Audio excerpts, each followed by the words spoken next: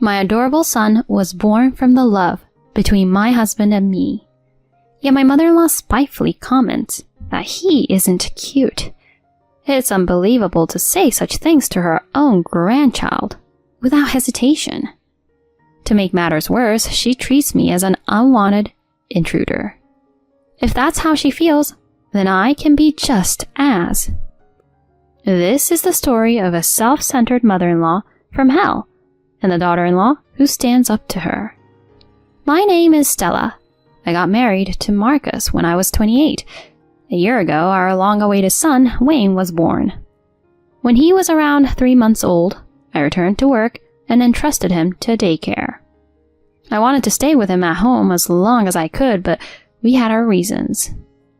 Marcus's job wasn't stable, and his income had been steadily decreasing. In fact, I now earn twice as much as he does. With a newborn and more expenses to come, I made the decision to return to work. I don't mind working since I actually love what I do. However, there's someone who doesn't approve of it. Ruth, the mother-in-law. She moved in with us around the same time as Wayne was born, and for some reason, she seems to have a problem with me. Not only does she criticize my nursing, but she also finds faults in my everyday actions. Leaving your baby in daycare at such a young age?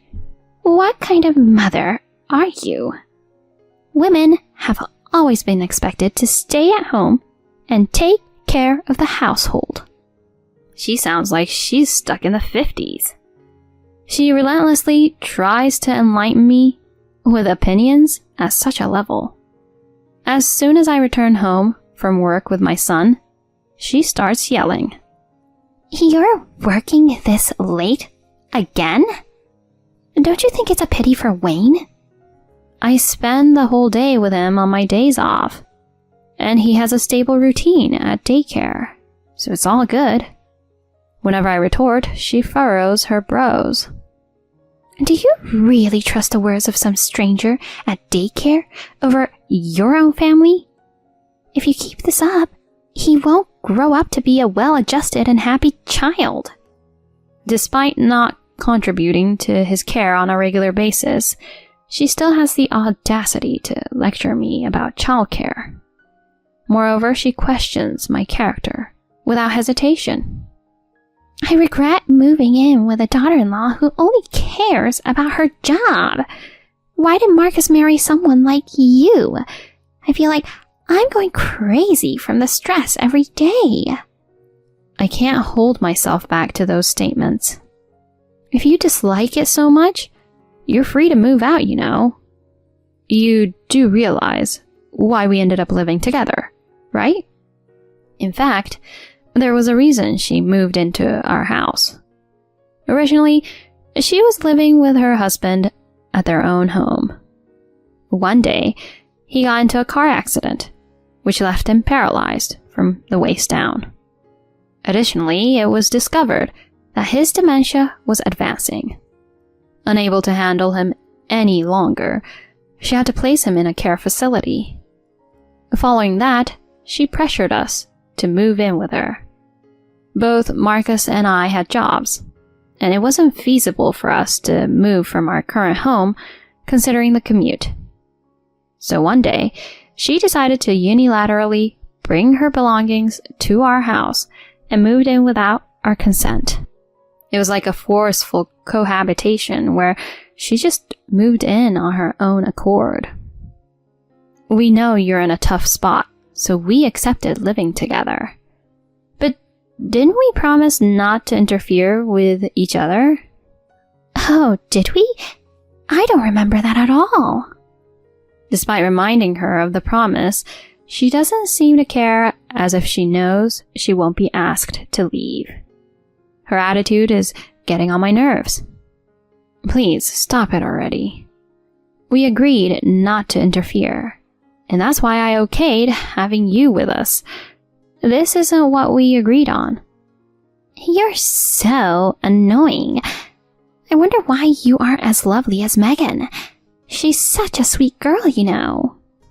Megan is Marcus's brother's wife, which makes her my sister-in-law. To be honest, she isn't as sweet as Ruth says. I'd say she's more cunning than having a bad personality. She got married to my brother-in-law, Logan, and became a homemaker right away, which Ruth approves. She often invites her to our house, and they gossip about me. Listen, Megan, you know, Stella's still working. Really? How could she leave such little Wayne and go to work? Right? You, on the other hand, are an excellent wife by choosing to be a homemaker. You have peace of mind when you have kids. I admire you, Ruth, so I'll do my best. The cycle of trying to please each other goes on endlessly. What irritates me is that they intentionally have those conversations loudly within my hearing range. I truly despise them. Megan seems to want to gain Ruth's favor more and eventually starts speaking ill of me voluntarily. Marcus is making about the same salary as Logan, right? And yet, Stella has to work, which means that she's bad at managing her finances. A few years ago, his salary might have been close to Logan's, but it's been reduced since then. I haven't told them about his company facing financial troubles due to pride. Once Megan starts criticizing me, Ruth gleefully chimes in. That's so true. It's her fault for being bad at handling money, and she even leaves her son to others. Megan, don't be like her, okay? I know. Don't worry, Ruth. I have so much respect for you and will never disappoint you. Oh my, you're such a good daughter-in-law. They engage in a flattery contest, and that makes me feel so awkward just by listening to it. I wish they take it elsewhere. It's just adding to my stress. Feeling like I've reached my limit living with Ruth, I decided to talk to Marcus about it. Hey, I want to talk to you about your mom. She invites Megan over every day, and they make fun of me all the time. Really? Mom? Since I usually get home earlier than him, he's never seen what's happening to me. As expected, he looks confused. Yeah, even though we promised not to interfere, she's been complaining about me working and constantly trash-talking me with Megan. I can't take it anymore. He ponders for a while, and then something unbelievable comes out of his mouth. Well, Megan gets along with her, right? So maybe you should try to get closer to her too. What? Were you even listening to me? She even questions my character, you know. How am I supposed to get closer to someone like that? When I press him, he scratches his head and says, Come on, don't get so worked up. At least try doing the same as Megan. Maybe then Mom will have a change of heart. What the heck? Are you telling me to kiss her butt?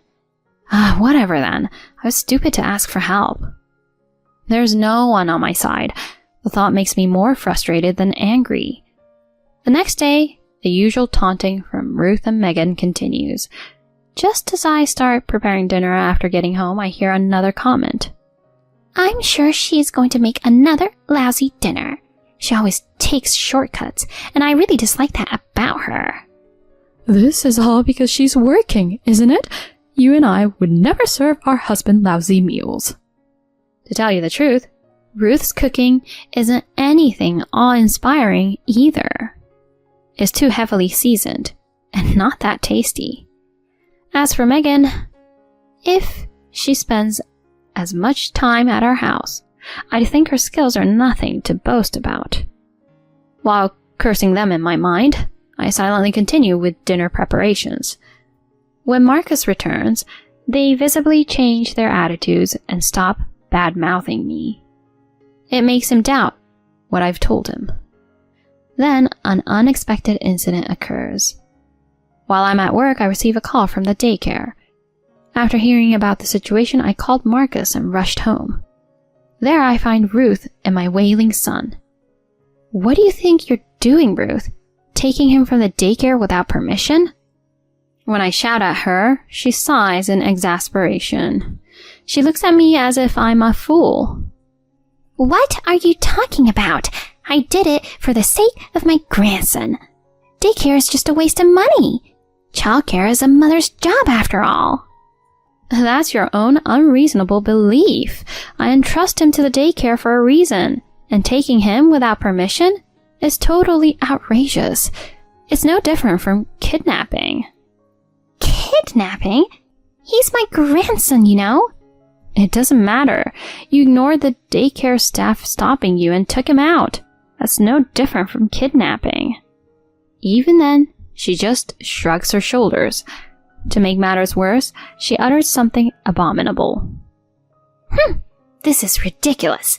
To be honest, I find you and Wayne unpleasant to have around. If you have a problem with that, just get out of this house. It doesn't matter what she thinks of me, but she has no affection for her grandchild. I have a major warning going off inside me, especially to say that right in front of him without hesitation. It's absolutely impossible to keep living with someone like her. I'm not going to let her get away with insulting my precious son. I must protect him, no matter what.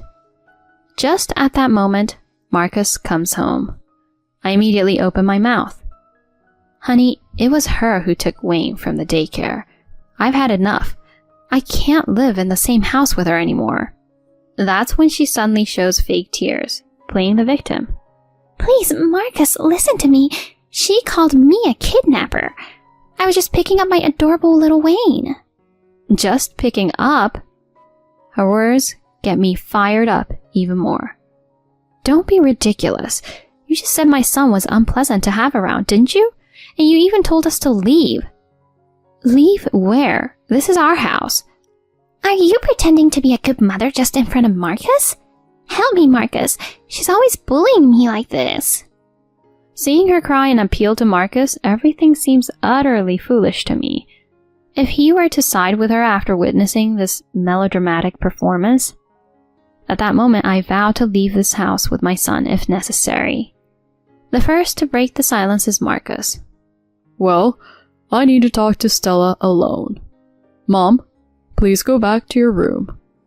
He's been taking her side, so his request leaves her wide-eyed. What are you asking me? You don't need to listen to her side of the story. I'm the one suffering through all of this. It concerns Wayne this time too. That's why as parents, she and I need to talk first. She wears an unimpressed expression throughout, but she probably doesn't want to argue with him, so she reluctantly agrees. Afterward, we talked for hours about the incident and everything leading up to it until we found a solution. A few days later, we planned to inform Ruth about the decision. Sorry for keeping you waiting, Mom. We've finally sorted things out, Marcus says with all smiles. Upon seeing him, she seems to believe that he has taken her side, and her voice is filled with joy. Really? I can finally get away from Stella, huh? Without listening to our side of the story, she's delighted. She calls Logan and Megan over and starts bad-mouthing about me, just as always. Oh, this is such a relief. Today's finally the day I can part ways with Stella. Isn't that right, Stella? I answer with a big smile, saying, Of course. In that case, get out of here quickly and take that not-so-cute child who looks just like you. From now on, this house belongs to Marcus, Logan, Megan, and me. Bye-bye. Then Marcus, who's been quiet, slowly spoke up. Well, honey, shall we go? Huh? Right, let's go. Wait, what? She seems utterly confused, looking at Marcus and then me back and forth. We carry our things and head toward the front door as a family of 3. She stops us there. Wait, what on earth is going on? You're going to stay with us, right, Marcus? What nonsense. He turns around to face her with a cold stare. I'm leaving with Stella. I can't put up with your baseless accusations anymore. She seems shaken, her body trembling as she slumps to the floor. Why? How can you take her side? I heard everything from the staff at the daycare. How you took him away without permission and even cursed them out. How you've been speaking ill of Stella at the daycare too. That's... I never thought you were such a horrible person. I'm disappointed in you. Go ahead and have yourself surrounded by people who listen to you and have a good life. Then he pushes me forward, and we walk out of the house. I hear her crying and calling his name for a while. On the way to our new home, he apologizes to me. I'm sorry. I didn't realize everything sooner. Please, forgive me. Oh, please. Just taking action like this is more than enough. I give him a peck on his cheek and my brightest smile. What makes me happier than anything else is that he believed my side of the story. From then on, we've had no more dealings with Ruth and Megan and returned to a peaceful life. Later on, when we canceled the lease on that house, Ruth had no place to go and ended up moving in with Logan and Megan. Her presence strained their finances, and Megan had to start working. Ruth is now all alone at home. She has no one to talk bad about or gossip with. What's more, she's constantly quarreling with Megan, who used to be so close. Because of you, I have to work now. This is messed up. Am I the one at fault here? You're so annoying, useless old lady. Seeing Megan's true colors, Logan's feelings cooled off, and they're currently in divorce mediation. She had the time and luxury to act cute in front of him before, but as she started working and became increasingly stressed, her true nature came to the surface. No matter what situation they find themselves in, I have no intention of dealing with them ever again. My plan is to build a happy family with Marcus and Wayne.